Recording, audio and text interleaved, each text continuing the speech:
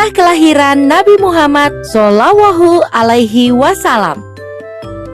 Mekah yang semula hanya ditinggali oleh Hajar dan Nabi Ismail, seiring dengan berjalannya waktu, berubah menjadi sebuah negeri yang besar. Berkat doa Nabi Ibrahim, negeri itu sungguh mendapatkan berkah dari Allah. Masyarakatnya hidup dalam kecukupan dan sejahtera. Beribu-ribu Quraisy hidup dengan cara yang kejam disebut zaman jahiliyah.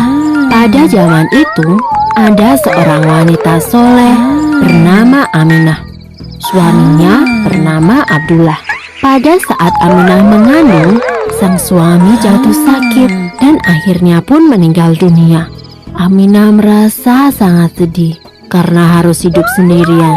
Pada suatu malam, ia bermimpi melihat bulan jatuh ke pangkuannya.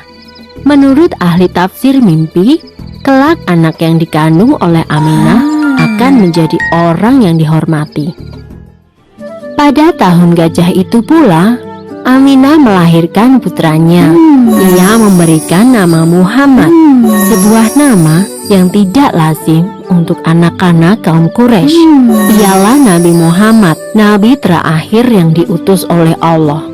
Ia dilahirkan pada hari Senin 12 Rabiul Awal tahun gajah. Kisah Nabi Muhammad Sallallahu Alaihi Wasallam, putra-putri Muhammad dan Khadijah.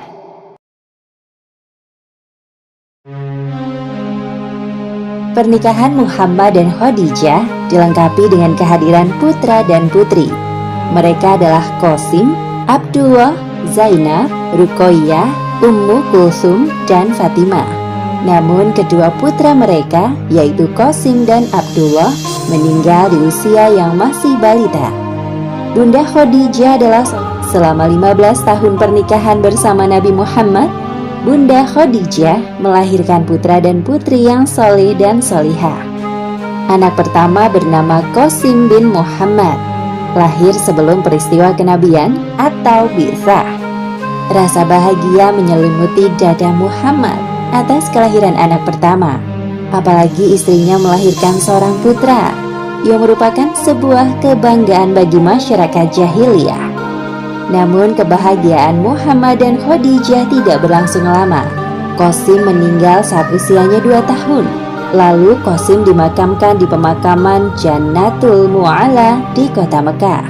Ketika Muhammad berusia 30 tahun, Bunda Khadijah melahirkan anak kedua, seorang putri yang diberi nama Zainab binti Muhammad. Zainab lahir 10 tahun sebelum peristiwa kenabian. Anak ketiga lahir 3 tahun kemudian, seorang putri juga yang dinamai Ruqayyah binti Muhammad.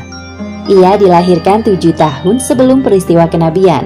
Berselang setahun kemudian, Bunda Khadijah melahirkan seorang putri lagi, diberi nama Ummu Kulsum binti Muhammad. Ia dilahirkan 6 tahun sebelum peristiwa kenabian. Setahun berikutnya, Bunda Khadijah melahirkan seorang putri yang diberi nama Fatimah binti Muhammad.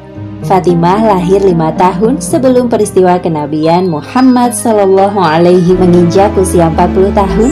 Muhammad diangkat menjadi nabi dan menerima wahyu pertama di Gua Hiro.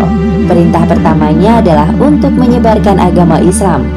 Pada awal masa dakwah, Rasulullah melakukannya secara sembunyi-sembunyi kepada keluarga terdekat, baru kemudian secara terang-terangan.